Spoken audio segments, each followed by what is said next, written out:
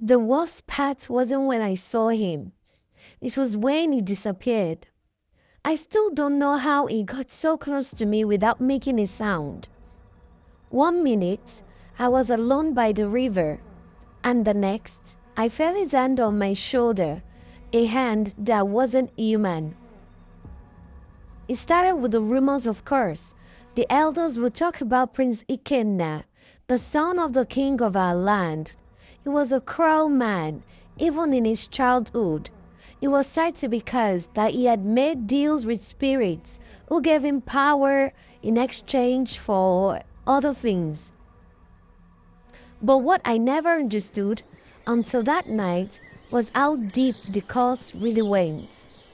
I grew up in a small village near the border of his kingdom, so we often heard stories about him.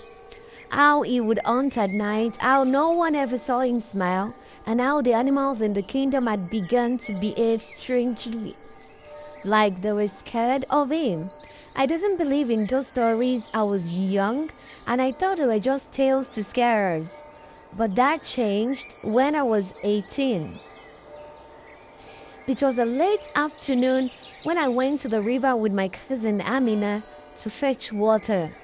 We had just filled our jugs and were about to leave when I noticed something strange.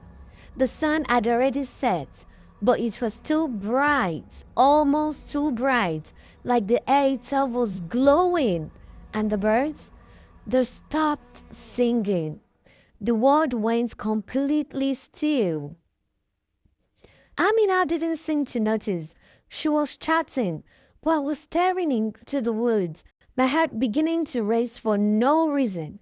Then from behind a tree, I saw him, Prince Ikenna.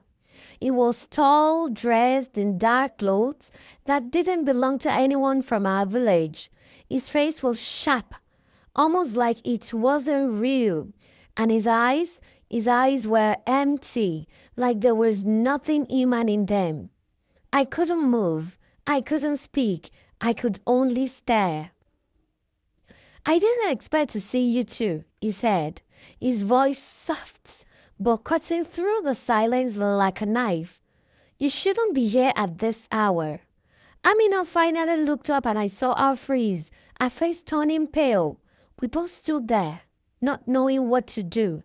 Then he started walking towards us, his steps so light it was as if he wasn't even touching the ground. Every time his feet touched the earth, there was no sound, nothing to show he was moving. He was like a shadow. Are you lost? He asked, stopping just a few feet away from us. I couldn't answer. Amina's lips trembled, but she couldn't speak either. I wanted to run, but my feet felt stuck in the mud.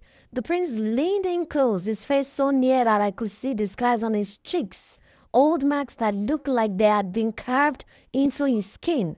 And then, just as I was about to scream, he smiled. But it wasn't a smile. It was something worse, something that made my bones freeze. I've been watching everyone, but I haven't seen you two before. Before I could even think of a way to escape, Amina suddenly broke free from her fear. She grabbed my hand and pulled me away. And we ran. We ran as fast as we could without looking back. That night, I couldn't sleep. I kept hearing the prince's voice in my head. It felt like he was still there, watching us. But the worst part, the thing I could never explain. The next morning, Amina and I went back to the river. Our jugs were still there, but the water was strange. It was thick, almost like it has been boiled, and there was something floating in it.